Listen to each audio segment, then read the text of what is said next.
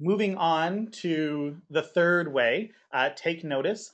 Take notice is really that thing that probably that we often struggle with, perhaps more than any of the others, because it's the opportunity where you are able to slow things down, where you are quite literally able to stop and smell the roses, or on our campus, stare at the deer as they walk by your residence window.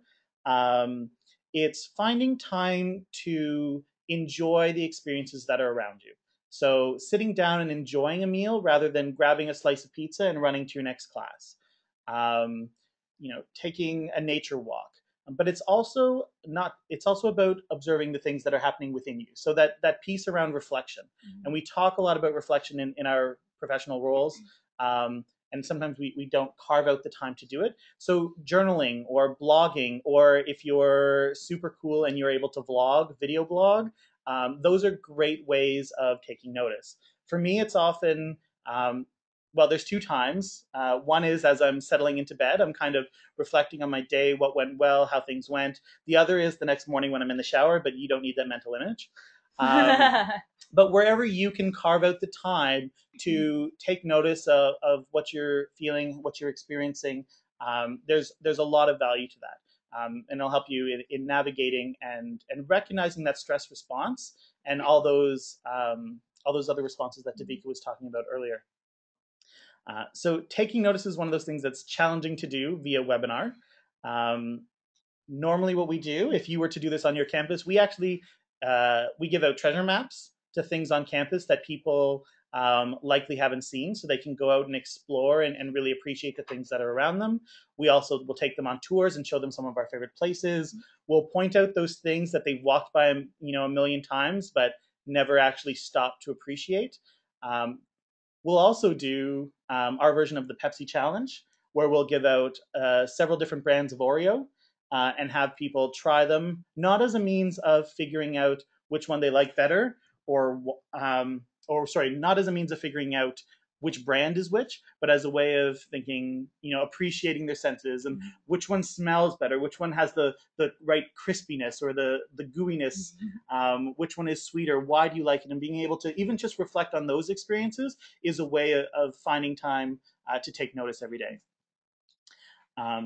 So for this activity, I'm going to encourage you to take a second and we're going to check in with our senses. So I want you to look around the room. Try not to make googly eyes at the attractive person across from you, although that's a way of taking notice too. And just take notice of maybe 5 things in the room that maybe you've never noticed before. Maybe there aren't 5, maybe there's only 1, maybe there's 2. Maybe you're in a new room that you've never been in before. And now take a couple seconds and listen to the sounds around you. What are you hearing?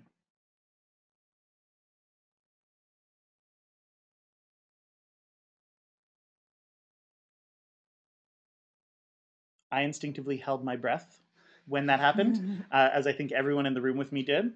What are you feeling? What are some textures around you without, violating other people's personal spaces?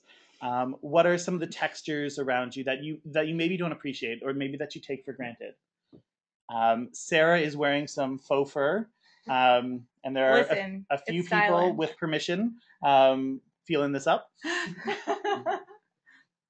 What about smells?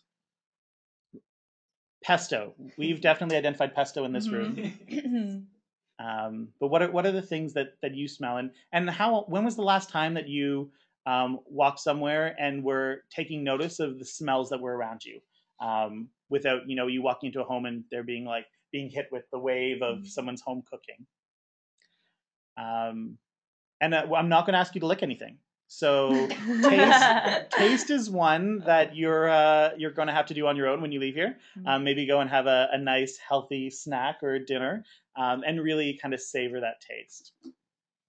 So that's the third of the 5 ways to well-being. So we've talked about connecting, so building and maintaining relationships that are supportive. We've got learn, so learning for its own sake, learning in a way where you measure your own successes and you set your own goals. And we've got take notice. So taking the time to both really appreciate the things that are going on around you and slow things down, but also to reflect on the experiences that you're having and making meaning of them for yourself. The fourth of the 5 ways to well-being is be active. This is the one that, I mean, at the outset of the project, everyone from all the different disciplines would have been able to say is the one thing that individuals can do that we know really promotes a positive mental health. Engaging in regular physical activity, hopefully according to Canada's physical activity guidelines, really does bolster and strengthen your well-being. One of the challenges with being active, aside from the really hectic schedule, is that we often get lulled into the belief that that has to mean using our multi-million-dollar athletics facilities on campus. And for a lot of people, that can be a really intimidating space. Mm-hmm. For many people, that's exactly the place where they want to go and be active.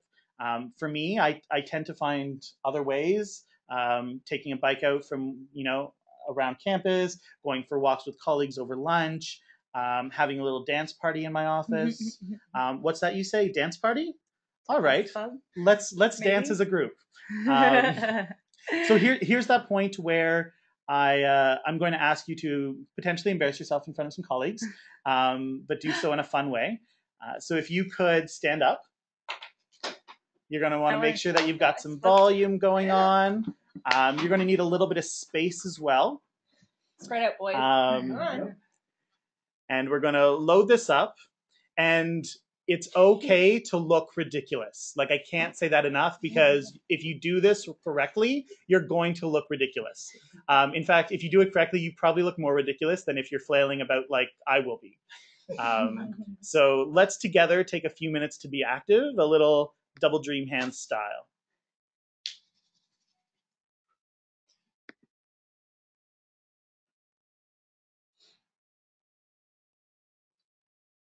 Start with your heads down. All right.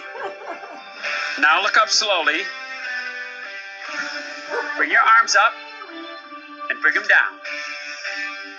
They're going to go up again, both arms, higher this time. Turn them down. Bring your thumbs to yourself and down. Point your right hand from low to high. First your right hand. A fist to your sides. 8, 7, now your fingers. 5, 4, 3, 2, 1. First, both hands. Up, punch, across. Crank, crank, stay down. Shoulder, chin, shoulder, and pat. Double dream hands, and thumbs to yourself. Punch again. Now point your right hand from low to high. Punch, crank underhanded. 2 pats, shoulder, double dream hands. Up, just like before. Crank, stay down. Shoulder, chin, shoulder, shoulder, shoulder. Double dream hands. Again. Thumbs to yourself. Punch, punch from high to low.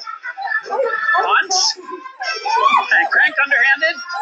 That twice. Double dream hands. Again, up. Rack out now. Crank it. Stay down. Shoulder, chin, shoulder, and double dream hands. Now, jazz hand. Up. Right hand. Rain hands. Point your hand over there. Step clap. Jazz hand. First, again, left jazz hand. Clap, clap, pass your knees. 2-step claps, reach to the audience. 2-step claps, pass your knees. Left jazz hand, left, right, burst, like before. And point high to low. Crank your underhanded. Pat, double dream hands. And butterfly.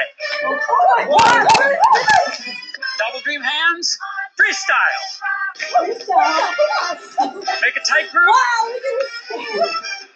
Punch. Yeah. Yay! Oh dear. I'm actually crying a little. I'm laughing too hard. Oh my goodness, that was an ab workout. That's what I'm going to call that. I hope that was as much fun for you guys as it was for us. They're like, what is UTM doing over there? We have Yeah. fun. Yeah, this is my job. Wow, I'm actually a little out of breath because we really got into it here. I'm really glad there wasn't a camera interface because it would have revealed that every time he said right hand, I put up my left. But it doesn't matter. I had a great time. And those are the types of activities. Those are the ways that you can be active in really fun, creative ways that get your heart rate up, get you breathing a little heavily, get a little bit of a pant on, maybe break a little bit of a sweat. Maybe you have to do it a couple times. Maybe you have to do it until you get it right. And that's your workout for an afternoon. Maybe you have to do it hundreds of times because that's what it would take for us. But For us, yeah. not at the gym or in front of the Argos players. I'm just gonna put that out there. Yeah. Yes. Probably not something I would do with the Argos, Toronto Argonauts. But although, you know what? I bet I could get them to do it with us. Totally. So that's be active. So finding time every day to do something, engage in some physical activity that's appropriate for whatever your own level of fitness is, and that it's something that you actually enjoy doing. It shouldn't be a chore. And if you're able to build that into your daily routine, you really do get these really great positive mental health effects. So we've talked about connecting, so building and establishing supportive relationships. And investing in those that already exist. We've talked about learning, so learning for its own sake. We've talked about taking notice, so reflecting both what you're experiencing within and what's going on around you, and be active, so doing a little double dream hands action. And again, perfect opportunity to hashtag, be active, not connect like that slide says, but be active. And maybe you want to tweet at me again with pictures of you doing that. That's totally what you look like too, That Chad. is, I'm a star. Duh. And I was rocking it. I can't believe I'm doing this.